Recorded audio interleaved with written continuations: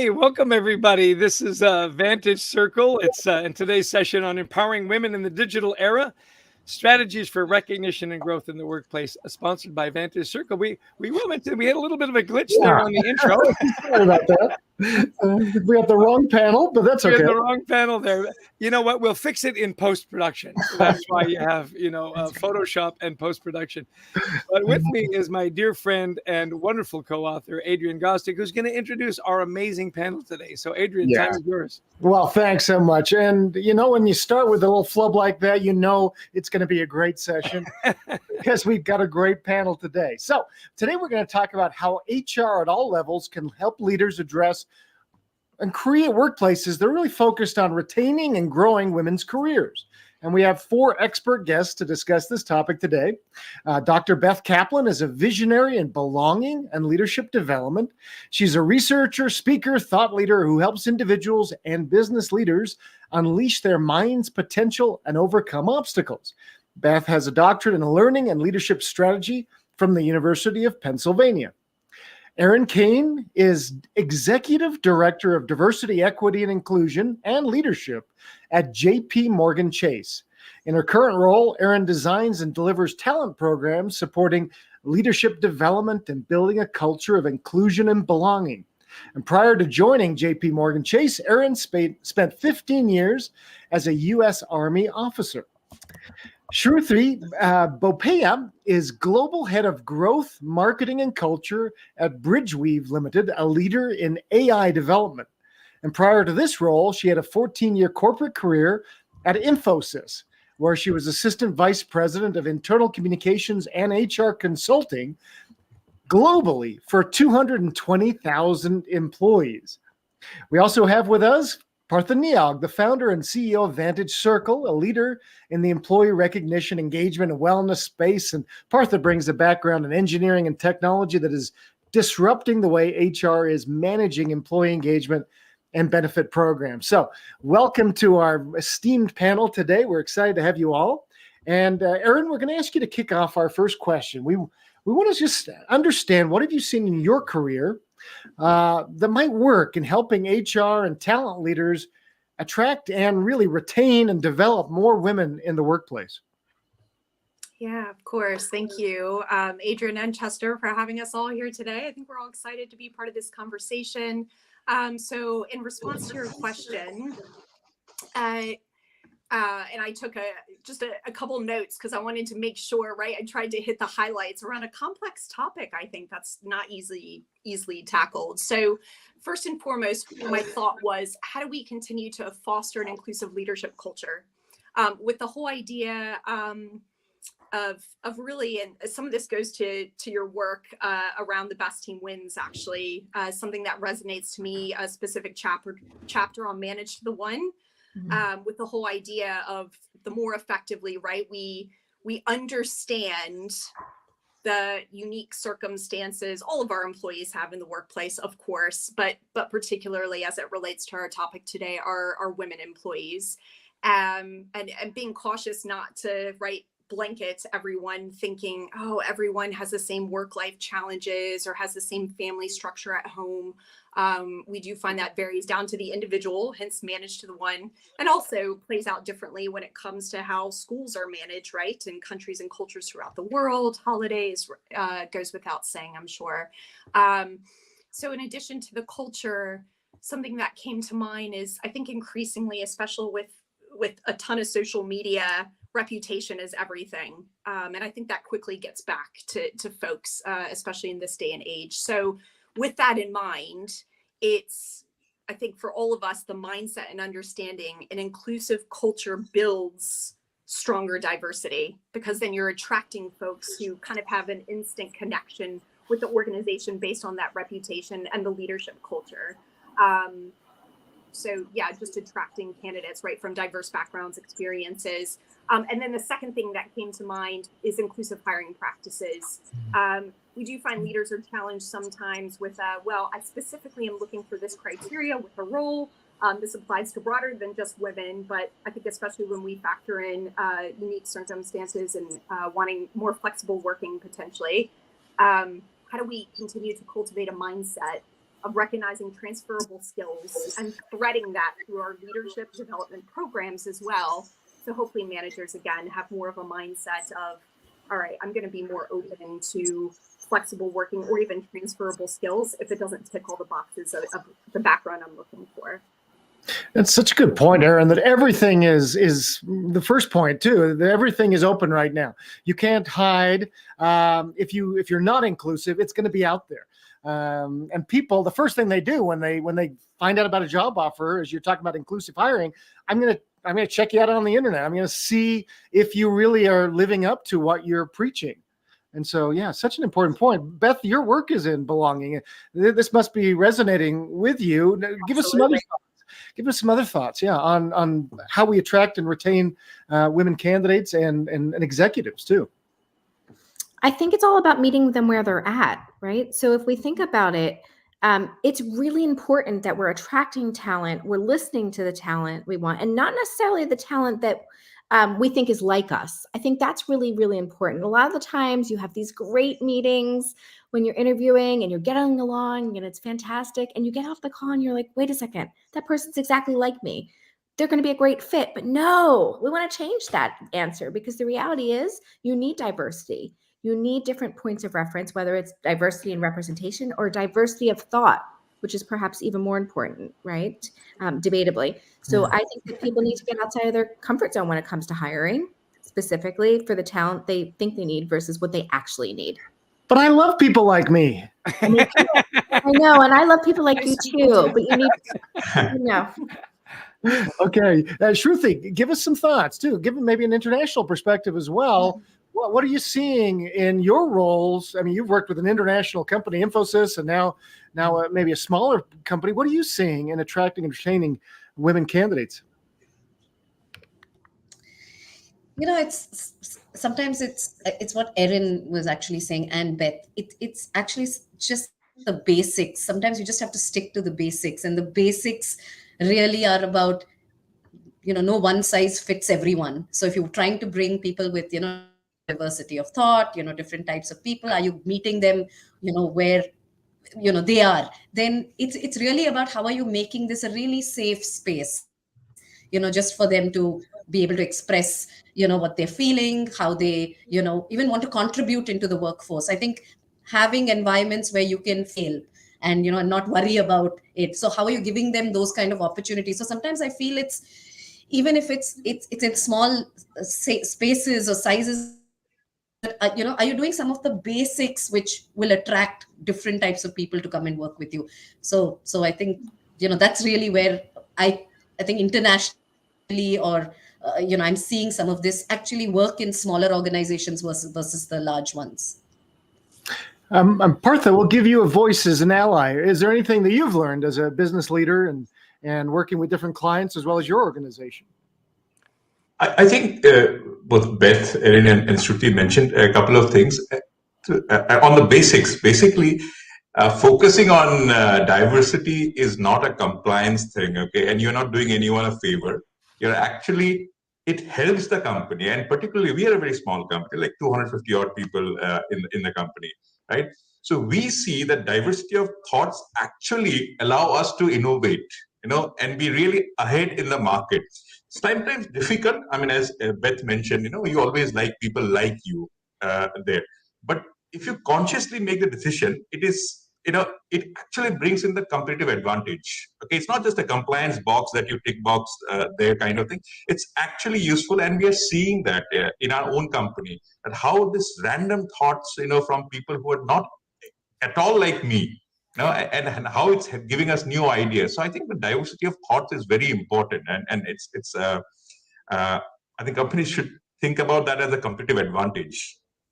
It is interesting. It comes back to the culture. You're talking about the culture, and we were delighted when this panel came together, because we've got Beth in the U.S., we've got Aaron in the U.K., we've got Shruti in India. I mean, you said diversity of thought as well. I mean, you grew up in India, you think about things differently than if you grew up in London and you grew up in Philadelphia.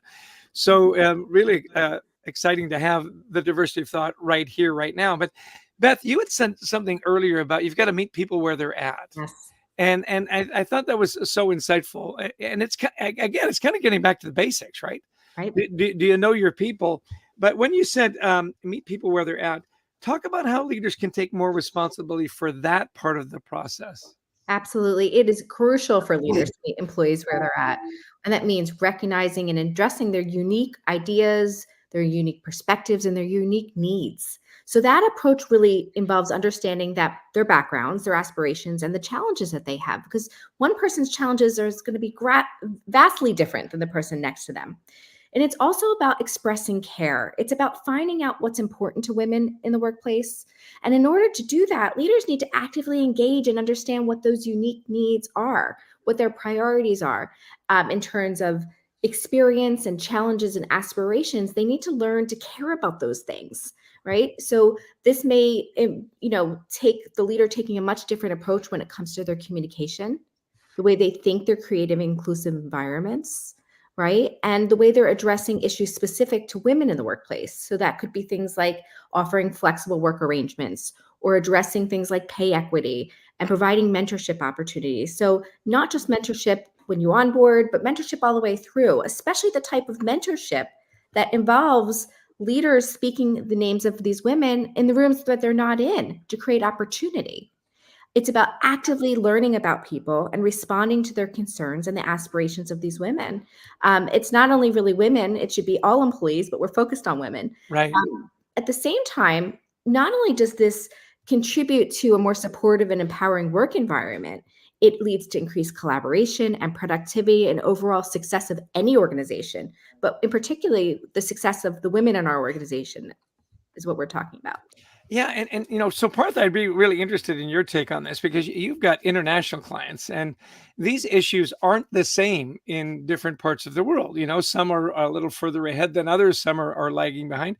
How are you seeing how international companies are dealing with this particular issue? Because it is going to be different in South America than it is in Europe, and so on and so on. What are your thoughts?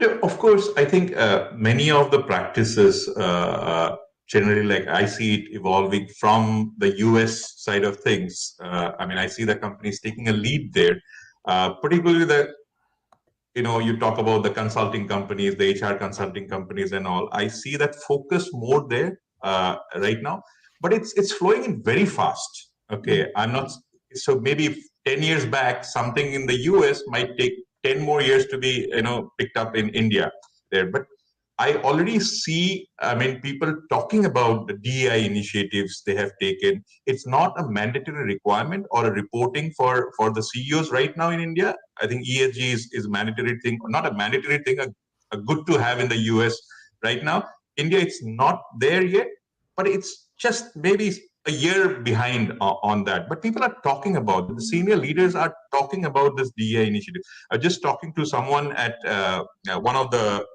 large HR consulting companies, and they're saying, we're coming up with these reports for India, and we see a huge demand where they want to learn about these things. Mm-hmm. And second is from a market point of view. For us, if we look at it, we have to focus on it because we have international clients, right? So we have to be aware of that, and we have to initiate those, things at our end, because clients are actually asking this in their RFPs.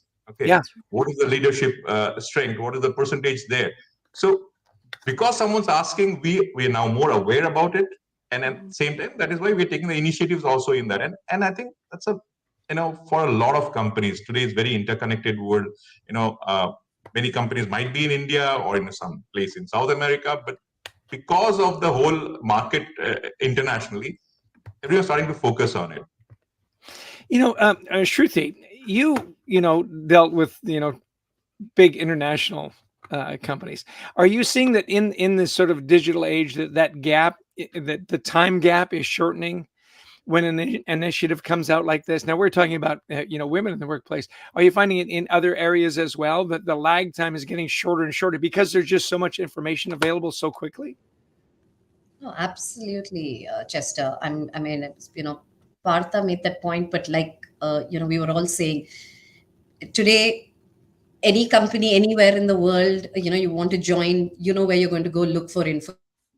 information. So similarly, information is traveling that fast, whether it's initiatives. I mean, look at a platform like LinkedIn, or look at a platform, an initiative comes up, somebody's posting it there. There are people today connected. I could be anywhere in the world and I'm connected just on LinkedIn to, small companies, global companies, initiatives which are going viral. And thanks to LinkedIn itself, I guess the algo ensures that, some of these will reach you. So, Right. so I think that itself is, so again, tech, AI, all of that is playing a, huge role in ensuring some of these, it's happening. So I sometimes I don't even think it's about a year down the line. I think we're just sort of days, months, away from, something that kicks off and is working somewhere. But still, having said that, it comes down to, and Erin, you play this role of DEI, and, and I always think when it comes to making changes and, making it not a nice to have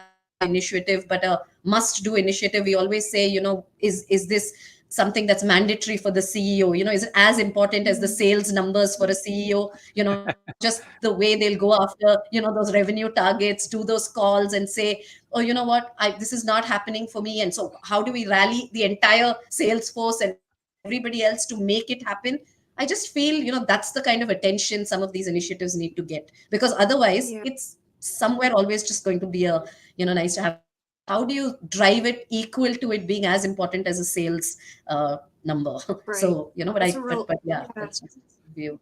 Wholeheartedly. And I hope you don't mind me, chiming into that. No, please, go ahead. I think you make such a crucial point, and I have seen through my own personal lens and professional perspective, of course, in my space, I have seen what's starting to be a huge shift in mindset, in practices, and now, whereas, and I do think the murder of George Floyd was a real catalyst to, like, in my organization, DE&I has always been important, but I think it just got us there quicker with recognizing, and I hear now leaders say, just as part of their natural language, more and more, the leaders I support, like, this isn't a nice to have, this is a must have, and no one's debating the benefits of it. So yeah, I just think your points are really important. Well, this has been, already really a robust discussion. I want to get into some of the specifics, what you're seeing, and maybe we can, dive in. Especially, let's start with Shruti. Let's talk a little bit about hybrid and remote work, because in many ways that may be affecting women differently than the men. Let's talk about that. We had Chester and I on our podcast had an interesting guest the other day who said, women have different shifts. They have the first shift, she said, which is work, then the second shift, which is home. She said, but we've also assumed through COVID a third shift, which is being office care, having to care about the people in our office and be that empathetic, person in the office. So women take on a little bit more. What about in a hybrid world or in a remote world? Shruti, help us understand that and the effects on women and what companies can do.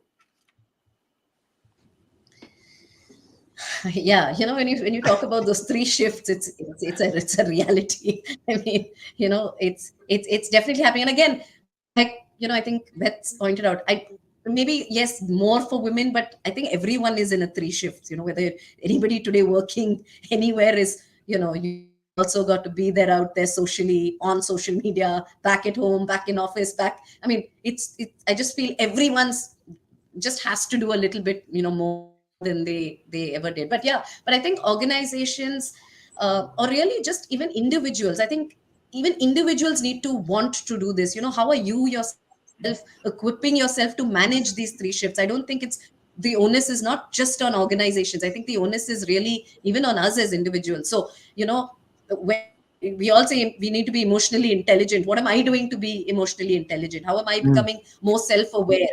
How am I learning to, just manage my own, life and work. And so I think one is about us taking, onus. And of course, if organizations, with that can kind of figure out, how I could, do, better at responsible decision making, or, what kind of technical courses people could take, because today AI, everyone's talking about AI. So really, how are you making it so easy for, say, women to want to, be able to certify themselves and, really, lean into this space that's going to have so many more opportunities, this whole sustainability and purpose piece.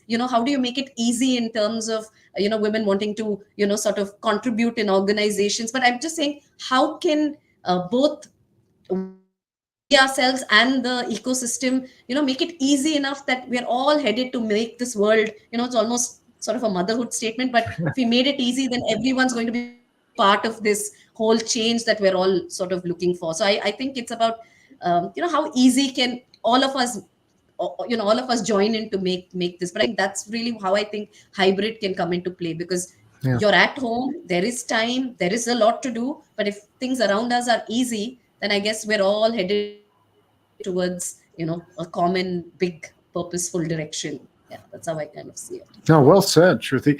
Erin, what would you add in this digital hybrid world? How can we maybe better empower the women in our care if we're leaders or in our teams? Yeah, in the hybrid world, I think it's being a lot of conversations I'm a part of recently. It's taking a look at, I think sometimes there's still a desire to, well, let's all be back together in person when we host specific events that support women and topics and mentoring and programs. And I think it's important.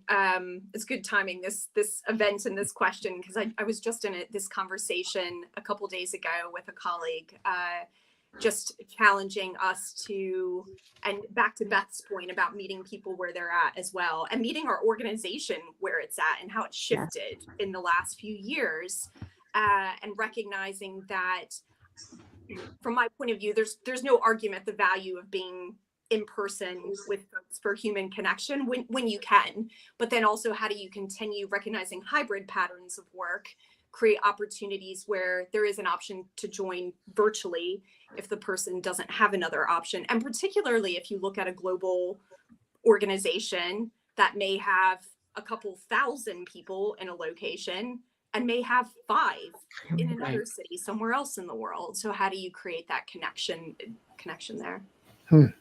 That's wonderful. Thanks, Erin. Beth, what would you add to this about hybrid work, digital world? What's different? What do we need to be doing? So it's interesting because I keep going back and forth. I love all the things we're talking about. I don't necessarily believe you need to be in the same place to feel a sense of belonging. It's very debated in our worlds all the time. The reality is, the data it tells us that the only times we need to be in a place to feel a sense of belonging is if it feels like home. Well, I don't know about all of you, but the last time I went to my headquarters, I didn't see my room, my bathroom, or anything like that. So to me, I don't necessarily buy into the fact that you need to be in a place, but I do think when you hear things like we need to be together or we need training, it's a deeper rooted issue. It means there's other aspects of the organization that are lacking. Oftentimes it's coaching and growing people. I mean, as leaders, that's our number one job, is to coach and grow. But to Shruti's point, we often will value things like the numbers above that. And it's really a sign for an organization to take that maybe they're lacking in something else when you hear things like we need to be on site for training, which I hear often, by the way. And it's also about risk taking and providing opportunity, right? So that these are the things that you need to listen for. When people think that you need to be together, it's typically because we're lacking in other areas. When in reality, the data tells us very well that remote workers are more productive than they ever were before. Right? There's a lot of times here the data doesn't tell us this. That's not true. If you ever want to see some brilliant data that's very objective, I would follow Nick Bloom. He's a phenomenal researcher that's done a lot in this space, and that will tell you the same thing I'm saying, which is when you hear the need to be together versus productivity of remote employees, you want to really dig deeper. Yeah, see, talk about diversity of thought, because I don't know if this is good or bad. Take it for what it is. I do feel a bit at home when I go into my local office anyway, here in Dorset County in England. I go into our office in Bournemouth. It's such a lovely community feel. And I did miss that full-time working from home right throughout the pandemic. Sure. But that said, greatly value the opportunity to work remotely as well when needed, certainly, and then also just on a hybrid working schedule. So you're right. I think it just really goes back to, it's not a one size fits all either. No, because we need people. Yeah. We still need people. How they need what they need. Yeah, so true. It's meeting people where they are, as Beth said. Yeah, because some people need that connection, and some very happy to be a little bit more remote. Yeah. Don't get me wrong. I feel more productive at home, but I love seeing people in person. It's so funny. I just wanted to jump in, Beth, and you said, there's a deeper issue. We were helping a military contracting company down in DC, and pandemic hit, and they all went virtual, and they had 2 years back to back. They just blew by all their projections and numbers. And the CEO said, okay, great. It's time for us to all come back into the office live. And the HR people say, the numbers would tell you that this is really working well for us. And he said, yeah, but we just spent $4 million renovating our headquarter offices. They're beautiful. And I'm the only one here. So it was expense, right? We'd spent all this money. Yes. And two, he was lonely. He was the only one in the office. So to your point, ask the next question. What's really the issue here, boss? Yeah. He came right out and said, we spent a ton of money in renovation. We've got a 10-year lease. Come on, we got to use this building. Absolutely. Yeah, I'm just waiting to jump in on this because I have slightly different views than Beth on that. Individual productivity increases, no doubt. I have no doubt about it. But does the collective productivity increase, decrease? What I mean by collective productivity is like, do you innovate? Enough. If you are like alone working, I don't have to go to office, so I save my time, my productivity increases. I don't have chit chats and the meetings, unnecessary meetings on that. That productivity has fallen or not, that can be found out only in a few years' time. Which are the companies which are innovating there? But I'm pretty sure it's not one size fits all. Every company has different requirements and at different stages. Exactly what you're saying. In our company, for example, we have mandated work from office. No work from home thing there. What's missing in our company? Because we don't have that kind of set processes. We don't have very documented process. So I agree with Beth on that. What is the reason why you are asking them to come to office? We don't have that kind of refined processes on that and documented stuff there. So we need in our size of the company and our stage of the company, we need that to be coming to office there. But it's a different debate, so I think we'll talk about it in a separate thing. But coming back to Adrian's question, what leaders can do about this? See, I think acknowledging that whether you are hybrid or remote has impact. It just compounds the bias and the inequity. Underrepresented employees are more likely to choose hybrid work there. Because of we've talked about different shifts. You have to maintain 3 shifts and all, and that in turn might affect your performance appraisal. Insight, nearness, all that proximity bias and all those things comes in there. So we just need to acknowledge that, yes, if we have remote, if we ask people to come to office, there it might affect different people differently. As long as we are aware, then we can take steps to, at least alleviate some of the biasness which comes in that. So that's my thought on this. Yeah, good points, like you say, and a lot of it I think depends on your industry and what you're doing. I mean, obviously, if you're in a retail environment, it's pretty hard to be remote. You need to be in the store. Although Amazon's changing that pretty quickly as well. So Aaron, this is really a rapidly changing landscape, right? We've got hybrid, we've got at home, a lot of international, we've got different time zones. I mean, we got 5 different time zones on this call. I'm really interested in the role that you see in mentorship playing, and particularly because of your military background, because in the military, mentorship is really, I mean, it's a big deal. Are you seeing that some of the skills that you learned in the military as far as mentorship and having a guru, or having someone to guide you through, Are you finding that as prevalent in the workplace as it was in the military when you served? I think it's getting there. I don't find it as prevalent as I did in the military. In my experience so far, I think the military, the construct of establishing clear career paths is just that. It's a bit more clear, and there's pros and cons to that, right? You generally have an idea of where you're going.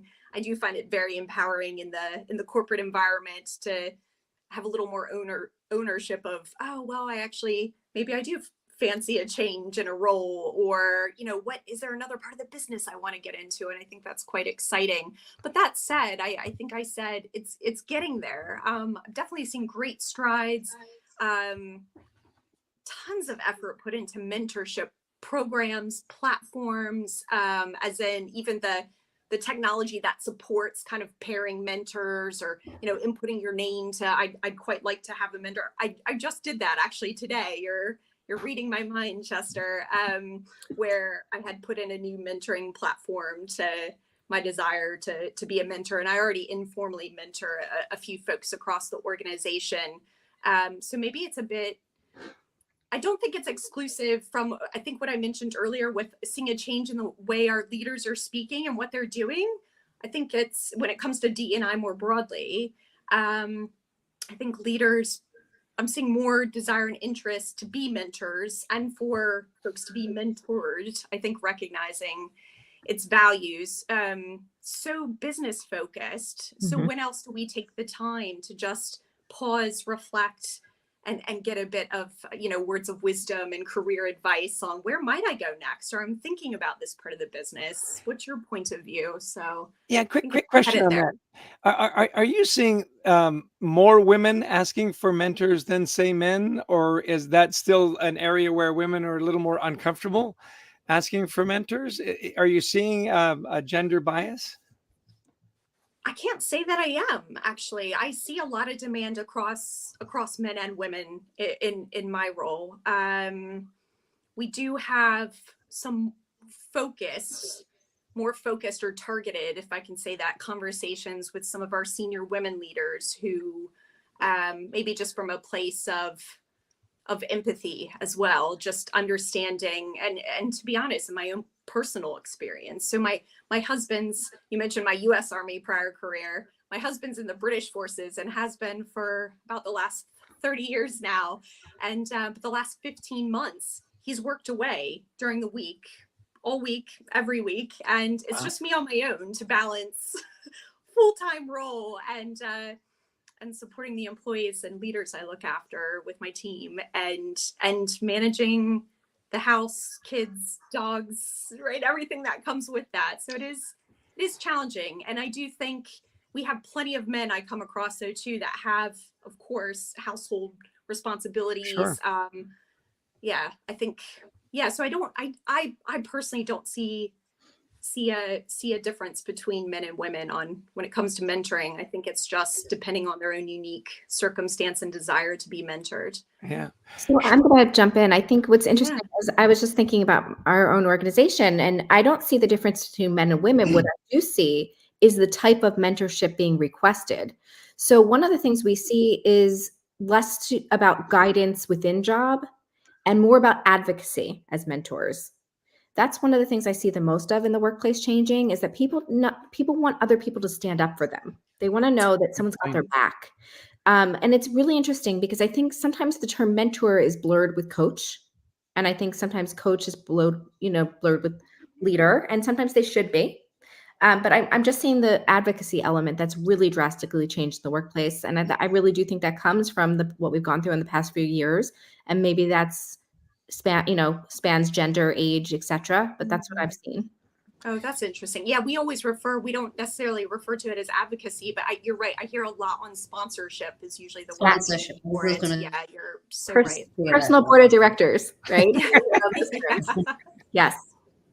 Actually, in the startup ecosystem, I'm seeing something, you spoke about types of mentorship. And so what I'm seeing lately is a lot of reverse mentorship, a lot of people who are making this shift. So, you've got your almost the younger, whether women or men, who want to be mentored by, senior people who've got the experience. But I see, people who are much older also listening in, wanting to understand, what's happening with, Gen Z, millennials, because if you don't understand them, how are you going to manage this sort of workforce? How are you going to manage the team? So I think, or, and just sort of learn more in life. So I'm seeing reverse mentorship as something that's really springing up in a big way in the startup ecosystem, and people are really keen on that. That is fascinating. I used to think of reverse mentorship was just how do I set this delayed email on my Outlook? That's what yes, because I don't know. To your point, isn't it interesting? After that, they progress into asking something more concrete, Chester. After they do the, tell me, how do I do this? Right. How do I get onto TikTok? Yeah. The idea though that the older leaders do want to really understand, how can I better manage? How can I better understand? Because they grew up in such different worlds, right?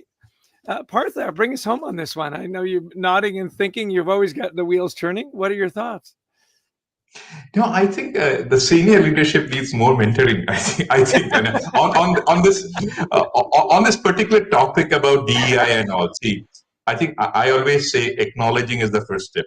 You know, so the senior leadership, came to the world like 50 years back, right? So and they are they came, I see my children. My son is being more aware of things. Okay, I have my own biases because I've been brought up in a certain way. I have my friends were in a certain way. Okay, so all those thoughts the movies were different at that time, right? So what we got influenced by was different.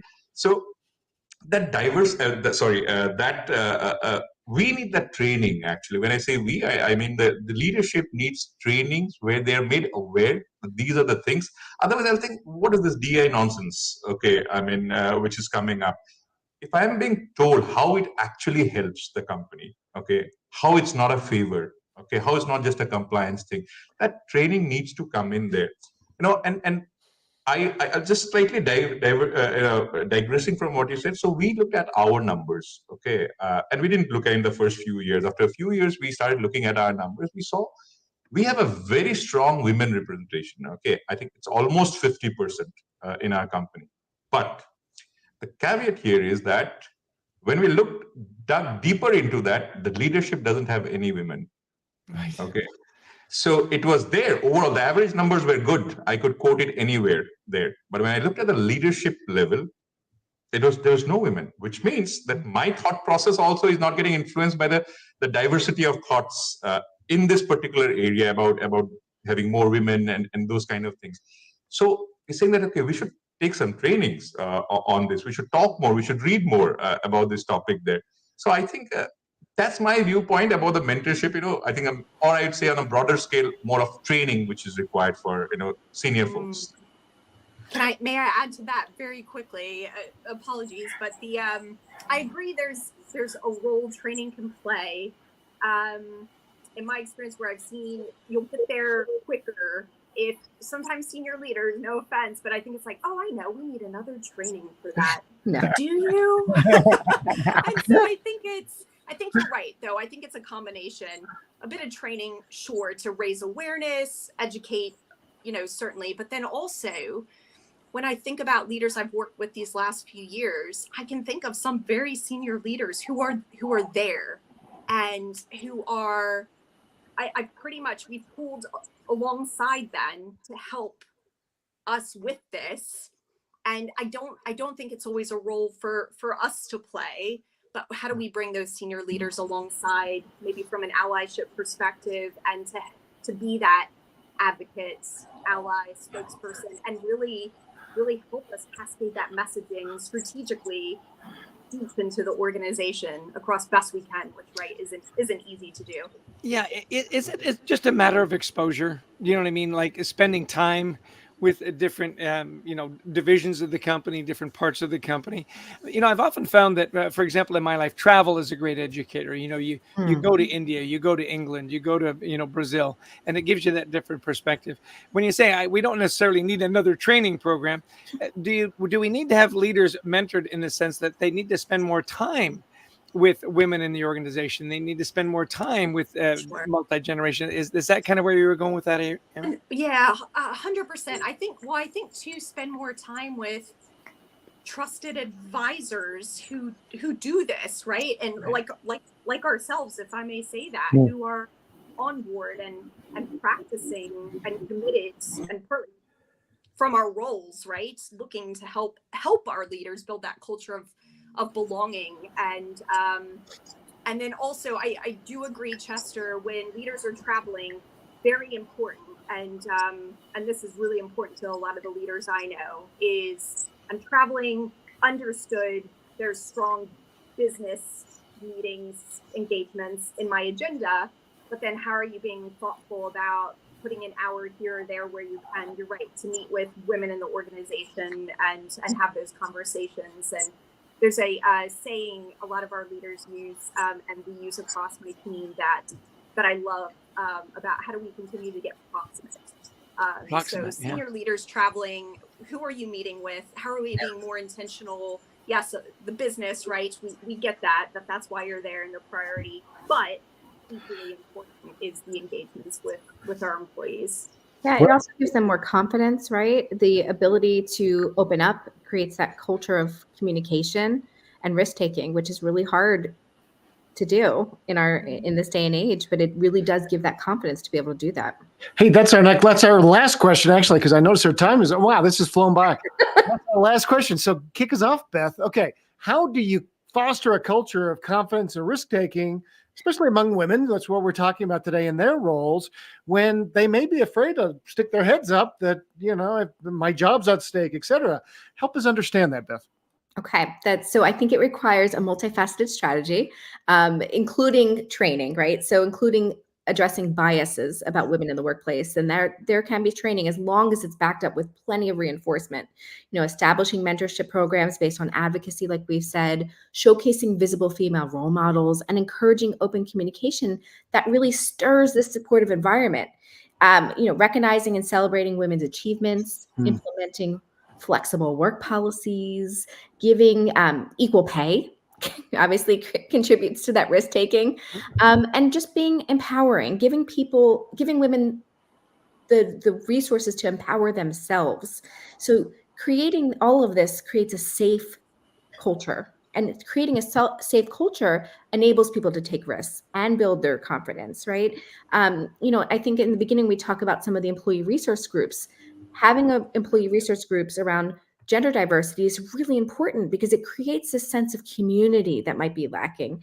And that's going to encourage women to contribute positively and assert their views, which is going to create a more diverse workplace. You've thought about this. Okay, thanks, Beth. Awesome. This is your life's work. Shruti, what would you add?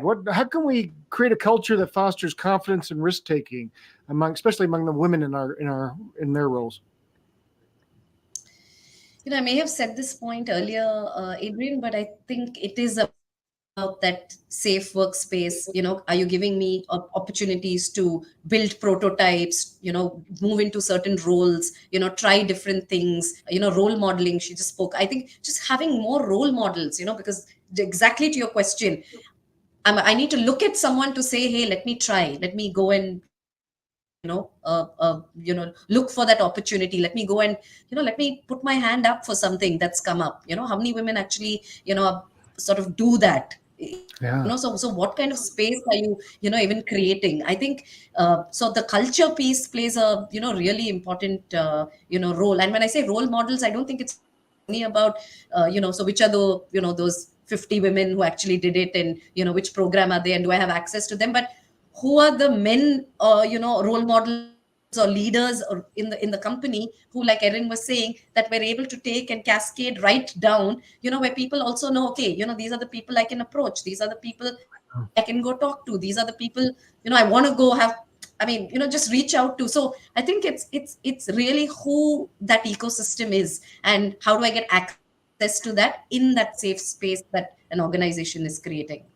And again, back to the basics. If we're just focused on some of the basics, I think these things probably will happen. So, Giving your mentors that confidence. There's the old statistic, and I hope it's accurate, is that I think men, if they're 20% qualified for a job, will apply, where women could be 80% qualified and don't think they can tackle that job. And and mentors give them that confidence. Erin, what would you add here with giving women confidence to take risks? Yeah, actually, I mean, I agree with all the comments that have been mentioned so far. I think all so true. So I anticipated you'd call me next, and I was like, what can I add to everything that's been said so far? I do think if women being advocates for women and looking after each other. We always say, how do we create our global tribe of women supporting one another? Very important, no question there from my perspective. And then I think the role too that, if I look back, this is probably maybe 25 years ago now. And one of my greatest mentors, early days in my career, was actually a man, partly in the forces. Senior women, especially back then, were very few and far between. And he always said to me, he said, Erin, I just want you to remember, always be yourself. He said, I think particularly because the forces were, between 80 to 90% men in the organization. And I definitely had a few roles throughout my military career where I was the only woman in an organization. But he said, don't feel like you have to be something you're not. Don't feel like you have to flex so hard to be, one of the men, is what he said. And that really stuck with me. And it actually empowered me, I think, more as a woman to just embrace who I am and be authentically me. I guess back then, maybe we didn't have the term then, but it was encouraging me to bring my whole self to work. So maybe Yeah. time. Great advice. My gosh. Yeah. So you'll come to me next. Yeah, so I'll there just you go. summarize the points. Yeah, I'll just summarize the points there. No, I think we're still in the Partha, it's an easy one. Sorry, I was going to say, Partha, for you, it's an easy one. Finally, give everyone recognition. True. So I think we're in the early days. So just to add to, I think, the wonderful points everyone has made, we're still in the early days. And hopefully in 5 years, we will not have a webcast talking about DEI. Right? We don't talk about voting rights for women today, right? Maybe 100 years back, people talked about that, right? And they would have the leaders speaking about that thing. So hopefully in 5 years' time, we don't need to have a discussion around DEI there. It's just business as usual kind of thing. But we're in the early days now, okay? So which means that extra marketing, extra signals need to be given out, okay? Some things might say, okay, it's just to be done. But also the signal has to go out, because not everyone is at the same stage of awareness and development in the DEI mindset kind of thing, right? So, I'll put up a new coffee machine. I'll not communicate to everyone. There's a new coffee machine in the office kind of thing, right? But any initiatives which we are taking around this, I think that needs to be communicated more, both internally and externally. And now, I mean, that's my only thing. And we're trying to do that, there. So yeah, that's just the only point I want to add to all the points. And you now have 3 advisors, Partha, that will help you in your efforts. Hey, this has been so great. Jess, I noticed we have 1 minute left, so take us home and give us some last thoughts. Yeah, listen, the discussion has been great. Lots of great takeaways. And like you say, Adrian, we're in our last minute here.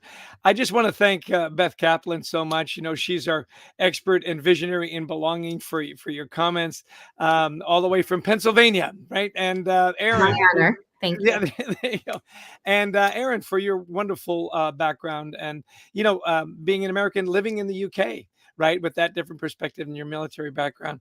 Thank you so much. Shruti, staying up late in India with your wonderful perspectives. These are all wonderful women and role models that you should emulate. Follow them on LinkedIn. Find out where you can follow them. And of course, great thanks to Partha, our CEO from Vantage Circle, who's brought us all together for this wonderful forum. We appreciate those that are listening in and those who listen to the repeat broadcast.